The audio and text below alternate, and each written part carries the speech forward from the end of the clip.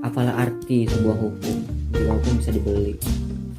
Tapi kebanyakan di sini oknum-oknumnya dia berlisensi, mempunyai nama di belakangnya ada SH.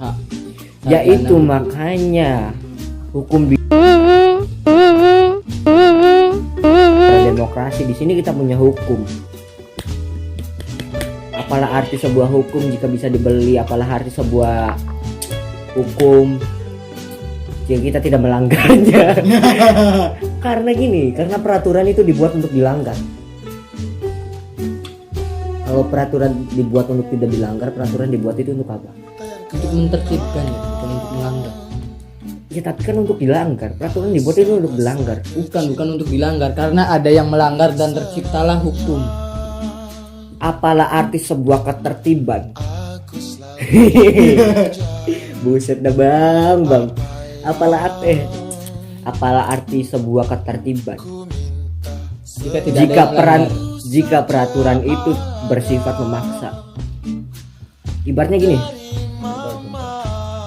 pemerintah mengeluarkan peraturan, jedes, keluar tuh peraturan. Kita rakyat tidak bisa menerima, peraturan itu yang sama sekali. Itu abstrak mas. Ya bentar dulu bang. Pemerintah mengeluarkan peraturan, rakyat jelas dong peraturan yang gak jelas. Rakyat jelas menolak dengan adanya peraturan itu karena peraturan itu merugikan rakyat. Tapi mau gimana lagi, peraturan itu harus tetap peraturan. Jadi itu kesannya memaksa. Apalah arti sebuah ketertiban? Berarti anda itu salah mengambil jurusan ya? Kiri kan? Anda itu orang yang mengerti hukum. Iya. Kenapa anda mengambil jurusan animasi? Saya nggak tahu bang. Harusnya IPS, Meleot bang. PKN.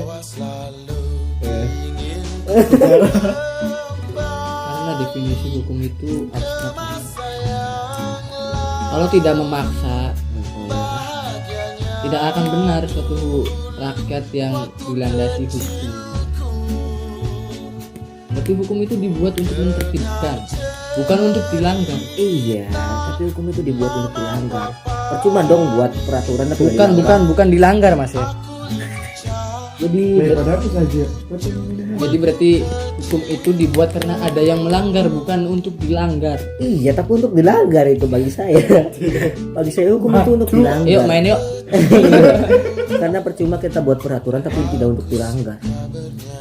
Kiki Antara aja sedang mengocok-ocok bola, Kiki Antara aja sedang mengocok-ocok menari-menari di lapangan dan terjadi sebuah gol untuk Kiki Antara aja bagi Cunti FC. Berarti koruptor ya, berbicara hukum kan pasti ada tentang korupsi. Iya. Kenapa koruptor itu kan di sel, dibuih? Kenapa lebih ringan masa tahanannya daripada orang-orang yang misalkan contoh kasus pelanggarannya maling ayam? Menurut masnya gimana? Ya karena itu tadi, Anda itu goblok apa gimana? Jadi gini. Saya itu meminta pendapat Anda ya? Iya, jadi gini, kan tadi saya sudah bahas. Nah, hukum itu bisa dibeli dengan uang. Apalagi para koruptor. Jadi enaknya yang misalkan oknum yang hukumnya bisa dibeli dengan uang dan koruptor yang menyuri anggaran negara itu enaknya diapain? Sebelumnya pernah mengeluarkan peraturan yang koruptor itu dihukum mati, tapi kita banyak dikecam oleh negara-negara lain seperti Amerika. Ya kenapa kita tidak berdiri sendiri? Amerika kan tidak ada kaitannya dengan negara kita. Ya emang tidak ada kaitannya, tapi itu ntar ada kaitannya dengan ekonomi kita, dengan apa perusahaan-perusahaan besar di Indonesia. Itu akan ada kaitannya. Contoh gini. Masalah ekonomi bisa saja mereka menghentikan ekspor impor ke negara kita. Itu akan menjadi dampak buruk bagi negara kita. Korea saja yang notabene-nya negara yang tidak boleh negara lain ikut campur dengan urusan negara mereka tetap maju. Dari segi senjata mereka udah punya nuklir berapa ratus. Karena ya negara Korea itu ya khususnya Korea Utara ya. Ya bagaimana, makanya saya bertanya kepada Anda karena saya kurang paham. Untuk pembicaraan kali ini harap kita waspada kepada pedagang yang cuangki, pedagang bakso. Pembelet. Nanti takut-takutnya ada HT. Iya, kiri. Kijang satu melaporkan tempat ini. Melaporkan tempat ini sebelum terjadi kejadian sebuah kecelakaan bis dan motor rupanya. Dari saya sekian. Jadi Tiga berbicara Raja tentang- melaporkan dari kejadian setempat. Terima kasih. Berarti Anda itu mentok ya. Ya bukannya mentok karena emang gitu. Anda sendiri ngasih pertanyaan tapi tidak mengasih solusi. Ya kita berbicara. Saya berarti butuhnya kita- solusi tanpa kolusi, Bang. kita itu berbicara tentang bagaimana, berarti kita kan tahu ntar akhirnya kesimpulannya itu bagaimana. Iya. Jadi bagaimana?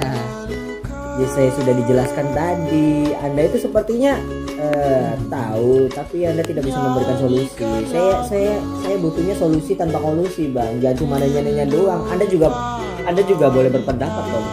Percuma saya memberi saran kepada yang di atas. Nah, makanya itu tadi. Tapi suara saya itu Nah, dibungkam. makanya itu tadi. Jadi kita melalui media sosial untuk mengasih saran. Ya makanya itu tadi. Anda nanya doang tapi tidak berpendapat, tapi Anda menyalahkan pendapat saya. Saya tidak menyalahkan. Tapi Anda Saya cuma bertanya kembali. Tapi Anda mah Ayo bang main aja dah.